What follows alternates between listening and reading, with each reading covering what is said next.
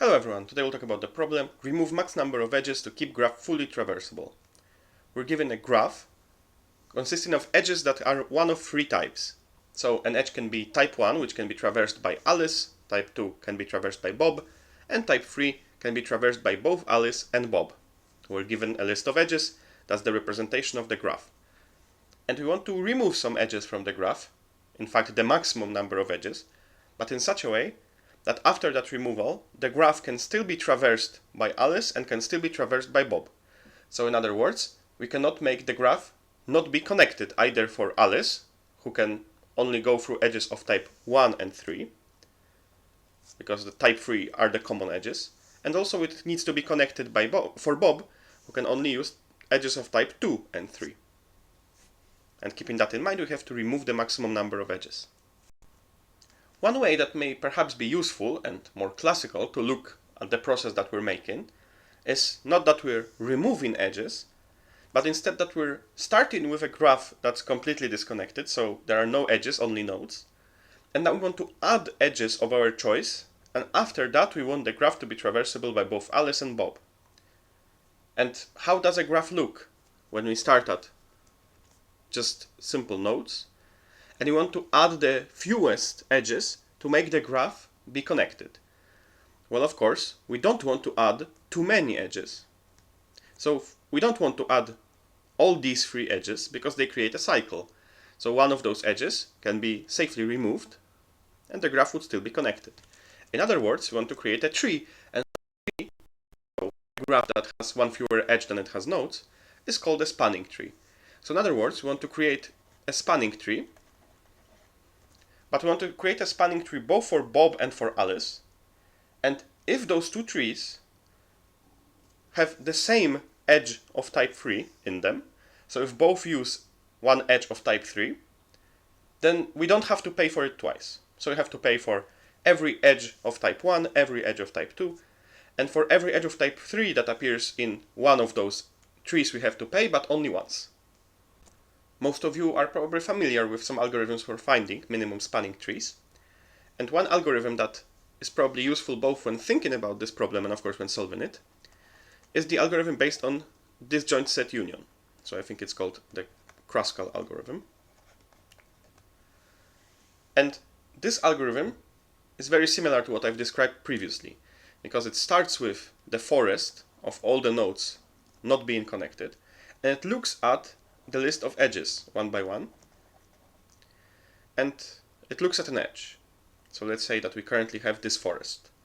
So first of all, it looks if that edge would connect two components that are not connected in our current forest. So for instance, this would be a bad edge, and we know that we don't want to add it, because if we were to add it, then we would have a cycle, so that's bad, and one of those edges would be safely removed. However, an edge like this or an edge like this, those edges would be okay to consider. And this algorithm will just look at those edges and add the next edge that connects things that are not connected. So how does it ensure that the spanning tree is the cheapest, because our edges have some costs? Well, it just looks at edges in increasing order of costs. And that's also why, in this case, where we have this red edge that would create a cycle, then the edge that we have to remove from this cycle is exactly this red edge, because it has the highest cost of all of those. If you're familiar with the proof of correctness of this algorithm, then that's great, because what we're doing here is essentially the same thing. And if you're unfamiliar, then it might be useful to look at the proof why this algorithm, or come up with the proof yourself, of why this algorithm actually creates the cheapest spanning tree. So how do we use this algorithm to solve our problem? In other words, considering that our edges are not weighted, then what weights would we have to add to them? So what edges should be preferred to other edges in order to solve this problem correctly? Well, first of all, we can look at two graphs and not a single graph, because Alice and Bob will have their two separate graphs. And now for any graph in particular, we know that edges of type 3 and edges of type 1, well, they both just add an edge to our graph, but we also know that edges of type 3, so those edges that can be used by both players, are better for us, because when we include them in both the spanning trees, then we save a single operation, we save a single edge. Because we make two moves in both the graphs at the same time. And so the idea that we might have here is to consider those edges of type 3 to be cheaper than edges of other types, and then perform our standard cross-calls algorithm. And this indeed will work, especially considering the fact that if we start by only looking at edges of type 3, and we create a spanning forest that has the fewest connected components, so it has the most number of edges, while still not having any cycles, then this will be a starting point for both Alice and Bob. That starting point will be the cheapest, well, that we want that will, in the end, save the most edges, because we want to maximize the number of edges of type 3 that we use. And after that, either it's possible to connect the graph using Alice's and Bob's edges, or it's not. But if it's not, then we couldn't do anything else with those edges of type 3 before. So indeed we can start with edges of type 3, and then follow up for Alice and Bob separately with their own edges. So in other words, when we have some edges, then we'll connect the greatest number of components using edges of type 3. And now we know that, of course, every edge of type 3 that we use will save us one edge when it comes to creating the graphs for Alice and Bob, because those graphs will be based on what we've done here. So this, let's say, would be for Alice, and this, let's say, would be for Bob. So every black edge works as two edges for us, so that's good when you want to minimize the cost, the number of edges. And also, we can be sure that we have connected all the vertices that it's possible to connect using those edges of type 3 after we use them. So in essence, this is indeed an optimal algorithm, and we can simulate it by just running the cross-calls algorithm and considering the edges of type 3 to be the cheapest. And then edges of type 2 and 1 will be used in their respective graphs.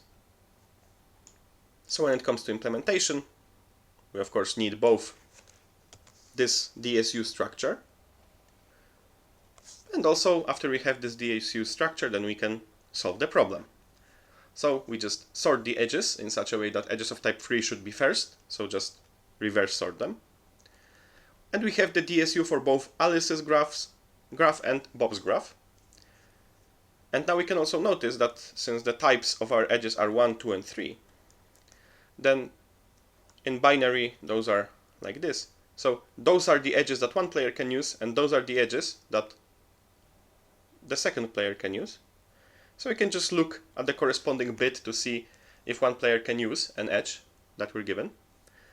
So in other words, if the type has a 1 set on the least significant position, then it can be used by one of the players, and if it has a 1 set on the second to last position, then it can be used by the second player. And now we just count the number of used edges, we go through all the edges. If an edge can be used by one player, and if that player, so either here or here, still hasn't connected those two components, so we just try to connect the components and see if those were two different components, then we add that edge to our solution, so we use one more edge. And of course here, this is written as type is not equal to 3, because we know that we start with edges of type 3, so that means that if they connect something in this even disjoint set union, then they also connected something in this odd one, so that means that we only have to count it once. So this is to make sure that we don't count the edges of type 3 twice. And after that we only have to make sure that both the graphs are connected, for instance by looking at the component count in all of those structures, seeing that it's equal to exactly 1. And if it isn't, then the graph cannot be made connected for at least one of the players, we return -1, otherwise we return all the edges minus the number of used edges, because that's the maximum number of edges that we have to remove, because that was the question. And finally, when it comes to the implementation of our DSU, we'll be using the standard tree-based DSU with path compression. We'll only keep a single array, because in that array, if the value is, if it's greater or equal than 0, then that means that this is the parent of the given node. If it's less than 0, then that means that this node is the parent of its tree. and this value, this negative value, is minus size of its tree. So at the beginning we have only minus ones, and after that, for instance, if we connect all the nodes together, then their parent, their representative, will have minus n written in its position, and everyone else will have something that's not negative. And of course, find works in a standard way. Here's how we check if we are the parent of our tree, and then we return ourselves.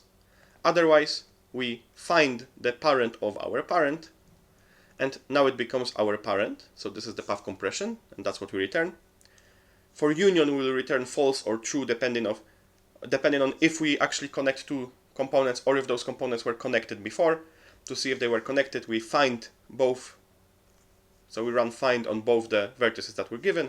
If they have the same parent, the same representative, then they are in the same connected component, we return false. Otherwise, we connect them, and we connect them in such a way that we connect the smallest to the biggest. So which is the biggest? The biggest is one that has a more negative number written in this pos array. So if it's not in the correct order, then we swap them. And then we add the size of the tree of the smallest one to the tree of the largest one, and we connect the parent of the smallest one. So the parent of the smallest one is now the parent of the larger one. So this is standard DSU. And of course, for counting components, we just have to count all the positions where in our pos array we have a negative number, because that means that this is the root, this is the parent, this is the representative of our given group. And of course, in our problem, we want this to be equal to 1 for both the graphs at the end.